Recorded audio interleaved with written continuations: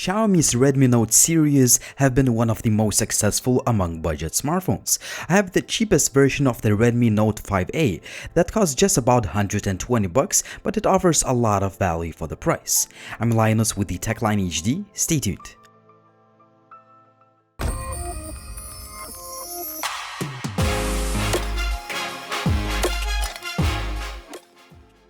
Just before we start, I have the cheapest low-end model of this phone.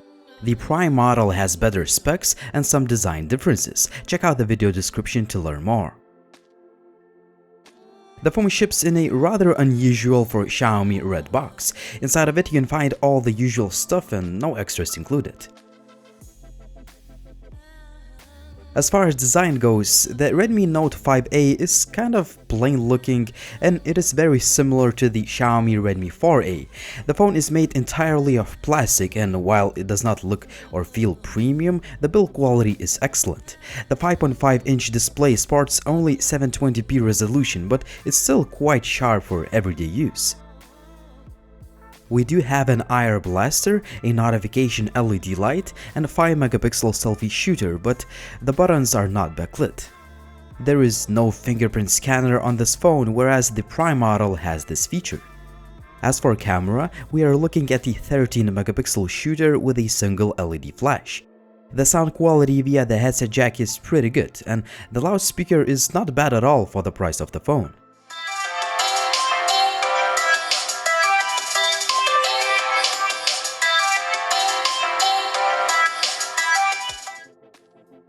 The hardware configuration is not really impressive on the Redmi Note 5A, but this is what you have to expect at this price point. The phone has a Snapdragon 425 chip, just 2GB of RAM and 16GB of storage. What is awesome is that there is a dedicated microSD card slot along with dual SIM card tray. I think this should become a standard feature on each phone. The gaming performance is actually pretty good overall. However, you should expect some skipped frames in some of the 3D games if you play them on the very highest graphics settings. My Redmi Note 5A shipped with the original Chinese ROM, meaning that I had to install Google services myself, but it takes just a minute to do that. The MIUI 8.5 is based on Android 7.1, and if you used any Xiaomi phone before, you'll feel right at home as nothing has really changed much. We have the same looks, features, customization options, and little tweaks to make the phone look your own. I've installed a lot of apps as usual, and I found the phone to be snappy and responsive all the time, and that's the most important thing on any phone. The image quality is quite good considering the fact that this is a $120 phone. However, even at this price point, I would love to see some more detail and sharpness in the pictures.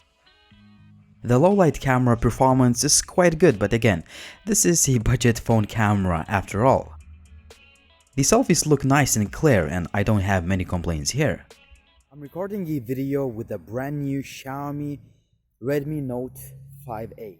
The 1080p video is above average as the footage could look a little bit sharper, but that is the case with most of the phones in this price range. I'm recording a video with a brand new Xiaomi Redmi Note 5A. So this is handheld footage as always, not using any stabilization tools whatsoever, so the 1080p selfie video looks great. The sound recording quality could have been decent, but there is a lot of background noise which is caused by a poor implementation of noise reduction or something like that. As far as connectivity goes, I have no complaints. Everything including Wi-Fi, Bluetooth and GPS work fine. Also, the call quality and signal reception are decent. A 3080 mAh battery performs very well like on most of the Xiaomi phones. Depending on how you use the phone, you should expect to achieve 8 or 9 hours of screen on time. Well, these were my results. The phone supports Qualcomm's Quick Charge 2.0 technology, but it ships with just a regular charger. It takes about 2 hours to fully charge the device. The Redmi Note 5A is another budget phone made by Xiaomi. Again, it offers a lot of value for the price, but honestly, I don't see any significant upgrades over the last generation models.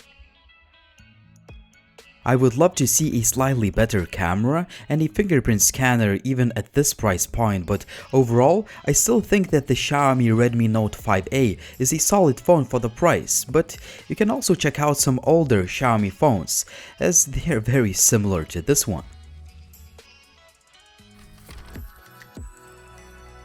What do you guys think? Would you buy the Xiaomi Redmi Note 5A or would you buy another phone? Let me guys know in the comment section down below, and as always, if you like the video, please hit that like button, and if you have any questions, drop me a comment down below, and if you like the videos that I produce on this channel, and if you're new to the channel, please subscribe. Finally, for all the latest updates, please follow TechLine HD on social media, like on Facebook, Twitter or Instagram. See you soon.